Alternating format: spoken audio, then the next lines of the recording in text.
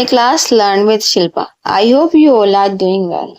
So, students, today's topic is about teacher-centered approach and learner-centered approach. This is very important as per the UGC NET teaching aptitude topic. ठीक है ना, UGC NET का teaching aptitude का topic बहुत important है. यहाँ से exam में सवाल देखे गए हैं.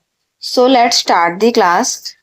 Today we will learn teacher-centered approach plus learner-centered approach. But one more thing that we will learn in at the end, that is transfer of learning, which is also very important as per your exam point of view. So let's start from the learner-centered approach. अब देखो बेटा learner-centered क्या होता है? Learner जो students है वो हमारे मेन है, एक्टिव है, मीन्स वो भी इन्वॉल्व है. टीचर तो वहाँ पे है, अवेलेबल है, बट लर्नर्स ज्यादा इन्वॉल्वमेंट दिखा रहे हैं, डिस्कशन हो रहा है, वो उसे हम बोलते हैं लर्नर सेंटर्ड अप्रोच. चलो आगे इस और पॉइंट से समझते हैं इस टॉपिक को. जैसे कि रोल ऑफ टीचर. तो यहाँ पर टीचर का रोल क्या होता है? टीचर एक फैसिलिटेटर की. टीचर बस क्या कर रही है? फैसिलिटी दे रही है, मेंटोर कर रही है टीचर. ठीक है, समझा रही है बच्चों को. तो बच्चों ने कुछ सवाल पूछा तो गाइड कर रही है. Role of student active. बच्चे एकदम एक्टिव होके पढ़ रहे हैं. एक्टिव मीन्स वो भी इन्वॉल्व, ऐसे नहीं लेक्चर बस सुनने जा रहे, वो खुद सुन रहे हैं, प्लस खुद भी पढ़ रहे हैं और क्वेश्चन भी पुट कर रहे हैं. इसे बोलते हैं कि बच्चे एक्टिव है. Next, method used. क्या क्या मेथड यूज किए जा रहे हैं? ग्रुप डिस्कशन, है ना. बच्चे भी एक्टिव मीन्स बच्चों को कोई टॉपिक दे दिया और उस पर ग्रुप डिस्कशन कर रहे हैं, या केस स्टडी कुछ दे दी, बच्चे खुद का दिमाग लगा रहे हैं. फोकस क्या होता है? लर्नर्स नीड, कि लर्नर्स को क्या चाहिए, उनको किस चीज की जरूरत है, ये फोकस होता है मेन लर्नर सेंटर्ड में. असेसमेंट स्टाइल क्या है? मतलब एग्जाम कैसे होता है? एक तरह से प्रेजेंटेशन के थ्रू. ये कोई एक्सपेरिमेंट हुआ, बच्चों को बोला कि तुम्हें प्रेजेंट करना है. पीयर रिव्यू, आपने सहपाठियों के साथ रिव्यू वगैरह लेके. फीडबैक टू वे है, मतलब आपस में एक दूसरे से पूछ के भी, प्लस सेल्फ इवेल्युएट, खुद से भी बच्चे अपने आप को फीडबैक देते हैं. डिसिप्लिन क्या है? देखो बेटा, कोऑपरेटिव, देखो ग्रुप डिस्कशन हो रहा है, एक्सपेरिमेंट हो रहा है, थोड़ा बहुत शोर तो होगा, बट उसमें कोऑपरेटिव रहते हैं. कि शोर किस चीज का होगा? पढ़ाई का ही होगा, आपस में बात करने का होगा, डिस्कशन का. लर्निंग टाइप या क्रिटिकल थिंकिंग, बच्चे खुद की थिंकिंग को बढ़ा रहे हैं. Next, teacher centred approach means teacher centred है, टीचर मेन है इसमें. मतलब मेन तो दोनों ही है, बट यहाँ पे मेनली पढ़ा कौन रहा है और पढ़ कौन रहा है? पढ़ बच्चे रहे, बट मेनली जो ज्यादा बोल रहे हैं वो टीचर ही है. बच्चे बस सुन रहे हैं, लिख रहे हैं, वो ज्यादा सवाल जवाब नहीं हो रहा है यहाँ पे. तो टीचर सेंटर में role of teacher central figure, teacher central figure है, वही बोल रही है main. Role of student passive listener, वो खाली सुन रहे हैं बातों को, कोई सवाल पुट नहीं कर रहे हैं, ना कुछ पूछ रहे हैं. मेथड कौन सा यूज हो रहा है? लेक्चर मेथड यूज हो रहा है यहाँ पे. फोकस क्या है? Content and curriculum. Main focus क्या है? कि जो कंटेंट हमारा ये है, हमें आज ये पढ़ाना है, ये करिकुलम में से कंप्लीट करना है, बस, और कोई फोकस नहीं है टीचर का. असेसमेंट स्टाइल क्या है? Mostly written exam. ज्यादातर क्या हो रहा है? टीचर्स क्या करती है? एक चैप्टर पढ़ाया, खत्म हो गया, अब बच्चों का टेस्ट ले, रिटन लिखा हुआ टेस्ट ले लिया. फीडबैक, टीचर्स ड्राइवन, टीचर के द्वारा दिया गया फीडबैक होता है बस. Discipline, high control. देखो बड़ा लेक्चर मेथड में क्या होता है? हाई कंट्रोल डिसिप्लिन होता है, बच्चे ज्यादा नहीं बोलते, शांति बनाए रखते हैं. लर्निंग टाइप क्या है? मेमोराइजेशन, वही रटाफिकेशन करना, रोट लर्निंग. ये होता है teacher centred approach. I hope आपको इन पॉइंट से समझ में आ गया होगा कि लर्नर सेंटर अप्रोच क्या और टीचर सेंटर अप्रोच क्या. बहुत इजी पॉइंट्स मैंने लेके आई हूँ आपके लिए ये. अब जो मैंने बताया था कि हम वीडियो के एंड में एक और टॉपिक पढ़ेंगे, that is transfer of learning. This is very important बेटा. ओके, सो स्टार्ट करते हैं कि इसमें क्या होता है. इससे क्वेश्चंस देखे जाते हैं. It's a very very very important topic. अब इसका मतलब क्या है ट्रांसफर ऑफ लर्निंग का? How previous knowledge and skills influence the learning और performance of new type.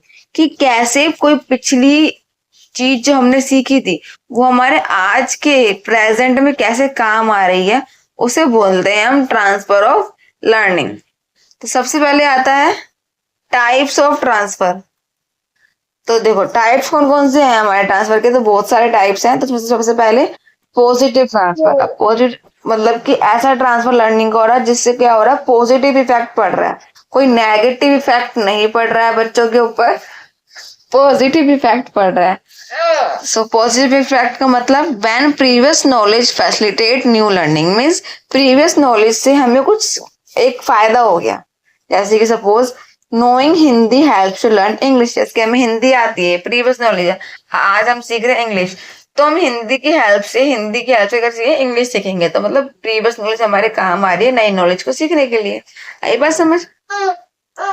Next negative transfer क्या होता है, मीन्स पिछली नॉलेज की वजह से हमें घाटा हो रहा है, मतलब वो हमने क्यों सीखा था हम उसको पछता रहे हैं आज। जैसे कि when previous knowledge interfere new learning, example a person used to driving on the left side may suffer in USA। देखो अब जैसे कि यहाँ के इंडियन ड्राइवर क्या है, लेफ्ट साइड के लिए यूज टू है, वो उनको वहीं की आदत है, बट अगर वो यूएसए जाएंगे वहां पे राइट साइड में होता है हमारा, ठीक है ना, तो मेन तो उनको वहां पे क्या हो सफर करना पड़ेगा ड्राइविंग करते समय।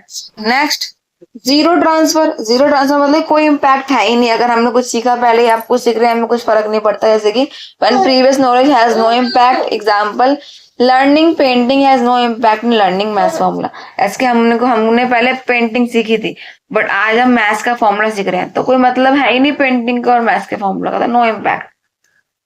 आई hope all the points are clear to you ना, सब बस आप सबको समझ में आ रहा हो हर पॉइंट के बारे में। नेक्स्ट लेटरल ट्रांसफर क्या होते हैं, applying learning in similar context, कि लर्निंग हम अप्लाई कर रहे हैं सेम कंटेक्स्ट में, हमने पहले कुछ सीखा था वही सेम चीज अब सीख रहे हैं। जैसे कि knowledge of mathematics used in physics, कि हम बचपन से मैथ सीखते आ रहे हैं, फिर हमने फिजिक्स ली तो वो मैथ्स हमारे फिजिक्स में काम आ रही है, ठीक है। वर्टिकल ट्रांसफर क्या होता है बेटा, when learning of basic concept helps in learning complex concept, कि हमने कोई बेसिक चीज सीखी थी अब उससे हम क्या कर रहे हैं कॉम्प्लेक्स चीजें भी सीख रहे हैं। ऐसे learning alphabets then words then sentence, के पहले हमने अल्फाबेट सीखे ABCD, उससे हमने धीरे धीरे BAD बैड बनाया, फिर हमने बनाया बैड की और भी सेंटेंस बना दिए, जैसे कि he is not good he is bad man, है ना, सेंटेंस बना दिया ऐसा हमने। तो धीरे धीरे हमने बेसिक सीखा फिर कॉम्प्लेक्स पे हम आए, इसे बोलते हैं वर्टिकल ट्रांसफर। नेक्स्ट फार ट्रांसफर, तो अब ये चीज थोड़ी समझने वाली है तो ध्यान से सुनना। फार ट्रांसफर नियर ट्रांसफर इन दोनों से क्वेश्चन एग्जाम में देखने को मिलते हैं और यहाँ बच्चे सबसे ज्यादा कंफ्यूज भी होते हैं। फार ट्रांसफर का मतलब क्या होता है, applying knowledge to a different और नॉवल कंटेक्स्ट। देखो बेटा कि हमने कोई चीज सीखी बट उससे हमें कोई और चीज में फायदा हो रहा है, अरे बस समझ के हमने सीखी थी किसी और चीज के लिए बट उससे हमें और कोई चीज में भी काम आ रही है वो चीज। जैसे एग्जांपल लेते हैं, a soldier trend in discipline, जैसे कोई सोल्जर होता है तो वो डिसिप्लिन वो उसमें होता है, स्ट्रेस मैनेजमेंट यूजेस दो, तो वो स्किल हम कहाँ लगा रहे हैं अपनी skill to succeed in corporate leadership role, तो वो लीडरशिप रोल में हमारे काम आ रही है जो हमने कहाँ सीखी थी अपने सोल्जर ट्रेनिंग में, ठीक है ना, मतलब सीखी कहीं और थी बट काम हमारे कहीं और आ रही है, इस तरह की चीज होती है फार ट्रांसफर। नियर ट्रांसफर क्या होता है बेटा, applying knowledge to a similar context, मतलब कि कोई चीज सीखी फिर उससे कोई सेम चीज में काम आ रही है। जैसे कि a student who learns multiplication in maths can apply the same skills to calculate bills at the shop, कि हमने कैलकुलेट करने की चीज सीखी थी वही सेम चीज हमारे आगे के शॉप में काम आ रही है हमारे बिल्स वगैरह बनाने के लिए, ये होता है नियर ट्रांसफर, ठीक है। आई होप ये दोनों पॉइंट क्लियर हुए होंगे आपको। अब ये दोनों भी बहुत इंपॉर्टेंट है, low road transfer and high road transfer. इसमें क्या होता है बेटा, देखो low road transfer automatic transfer of skill from one situation to a similar one, कि हमने कोई चीज सीखी और हमने वही चीज किसी और चीज में की तो हमें कोई दिक्कत नहीं, हमने ऑटोमेटिक ट्रांसफर हो गए। जैसे कि example typing a desktop and then typing on laptop, अगर आपको डेस्कटॉप पर टाइपिंग अच्छी करते हो आप तो आप ऑटोमेटिक लैपटॉप पर टाइपिंग अच्छी करोगे, वो होता है low road transfer. High road transfer क्या होता है, conscious effortless application of pure knowledge और strategy to a new and different context. Example से देखते हैं, using critical thinking skill in debate class, जैसे कि आपकी क्रिटिकल थिंकिंग बहुत अच्छी है तो वो कहाँ काम आ रही है, आपकी डिबेट क्लास में काम आ रही है, ठीक है ना। डिबेट के लिए क्या चाहिए होता है, ऑन द स्पॉट बोलने के लिए बहुत सारी चीजें चाहिए होती है, इसके लिए क्रिटिकल थिंकिंग अच्छी होनी चाहिए हमारी, तो वो होता है हाई रोड ट्रांसफर। तो ये हाई रोड लो रोड फार रोड नियर ज्यादा इंपॉर्टेंट रहते हैं। आई होप ये आपको चारों समझ में आ गए होंगे, ऊपर के भी हैं इससे भी क्वेश्चन आपको देखने को मिलेंगे। अब जो हमारी नेक्स्ट क्लास होगी बेटा वो आएगी हमारे इसके MCQs पे कि किस किस तरह के क्वेश्चन इन सब टॉपिक से बन सकते हैं आपके एग्जाम में। तो अगर आपको आज की क्लास समझ में आई है तो आप आने वाले जो क्वेश्चन है उसको खुद से भी आप आंसर कर सकते हैं। सो आई होप आपको आज की क्लास समझ में आई है, आपको आज की क्लास अच्छी लगी तो वीडियो को लाइक करें, शेयर करें एंड चैनल को सब्सक्राइब करना ना भूलें।